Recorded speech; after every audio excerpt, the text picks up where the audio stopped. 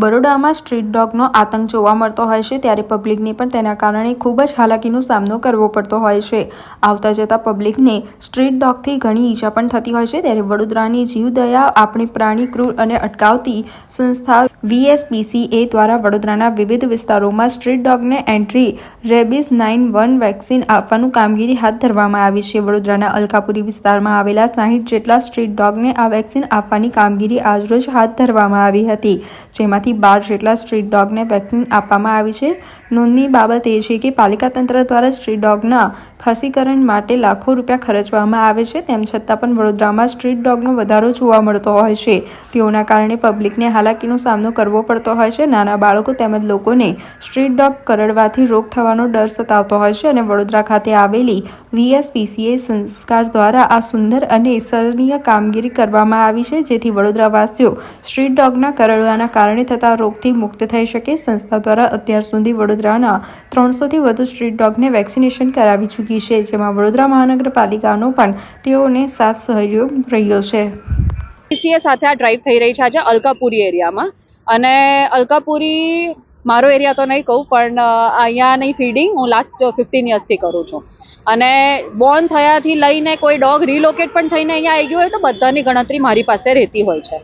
કયું ડોગને શું પ્રોબ્લેમ છે, કયા ડોગની ડીવોર્મિંગ થઈ ગયેલી છે, કયા ડોગ બાકી છે, એના બધાના રિપોર્ટ અમે રાખતા હોઈએ છીએ. એ જ રીતે એવરી યર આ લોકોની વેક્સિનેશન થઈ જાય, જે બહુ જ જરૂરિયાત છે.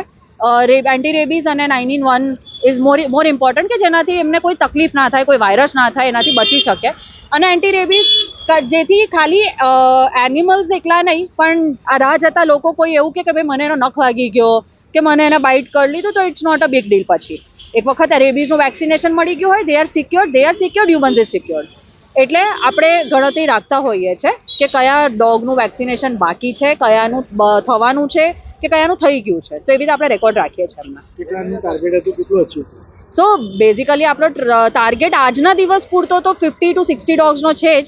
હમણાં અમે શરૂ કર્યું છે તો હાલ પૂરતા 15 to 20 ડોગ્સ થયા છે. હું શિખા પટેલ, હું એનિમલ વેલફેર એક્ટિવિસ્ટ. જી, મારું નામ પૃથ્વીરાજ સોજિત્રા છે. હું as a veterinary doctor VSPCA Chapad બિલ જે છે ત્યાં જોબ કરું છું. અને સંસ્થા સ્ટ્રે ડોગ માટે કામ કરે છે. કોઈ ઇન્જરી થઈ છે, બીમાર છે, તે માટે અમારો હેલ્પલાઇન નંબર છે, બરાબર.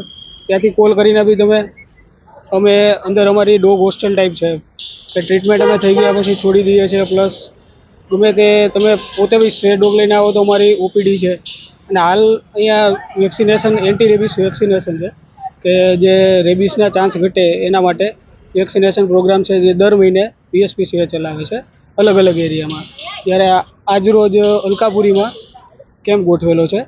મતલબ જે સ્ટ્રે ડોગ છે એને એન્ટી રેબીઝ વેક્સિન આપી એટલે એના માટે બી વેક્સિનના ચાન્સ ઘટે, અને એ બાય ચાન્સ કોઈ હ્યુમનને બાઇટ કરે, આપણને બાઇટ કરે તો એના આપણે ચાન્સ ઓછા થઈ જાય.